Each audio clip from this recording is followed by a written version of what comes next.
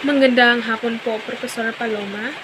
Ang aking pong napiling salita na alam kong hindi binibigkas ng tama ng karamihan ay ang salitang saan, na kadalasang binibigkas ay saan. Saan nga ba si Anika? Ganyan. At ang kasunod naman ay ang salitang ayaw ko, na ang karamihan, ang pagbigkas nila nito ay ayoko or yoko nga. Ganyan. At ang kasunod naman ang salitang kuryente, na ang pagbigkas nila sa hindi tamang bigkas ay kurente. Bakit walang kurente? Ganyan. At ang kasunod naman ay ang salitang cellophane. Cellphone, na ang kadalasang binibigkas nila ay cellphone. Saan yung cellphone ko dito? Ganyan. At ang hulihan naman ang salitang constitution, na ang tamang pagbigkas ay konstitusyon.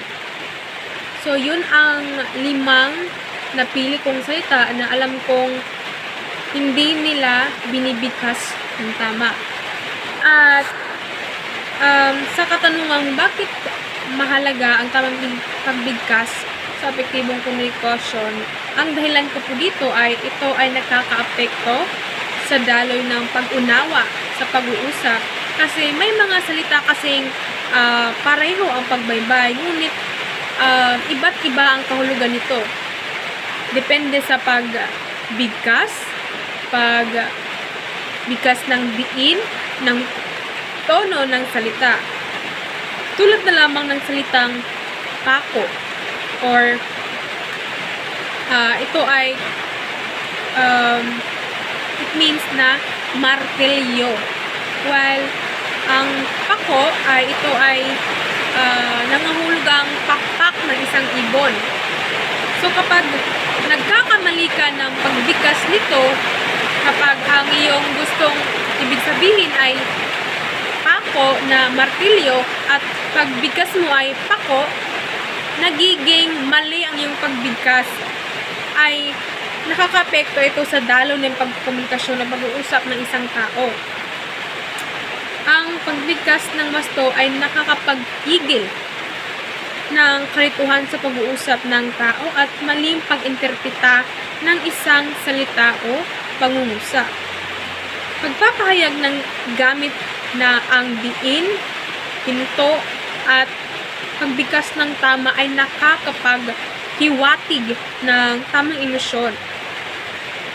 Kagaya na lamang kung sasabihin ko sa aking guro na magandang umaga po ma'am, pero ang iyong pagbigkas ay parang nakakalungkot or parang ganito, magandang umaga ma'am.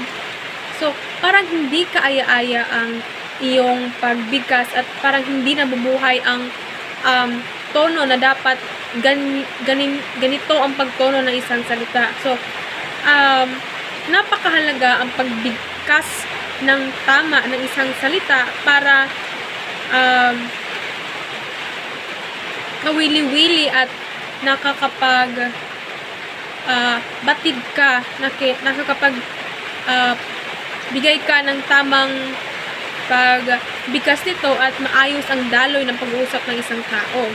At yun lamang po ang aking ekspresyon sa question na bakit mahalaga ang bigkas sa epektibong komunikasyon. At yun lamang po. Salamat.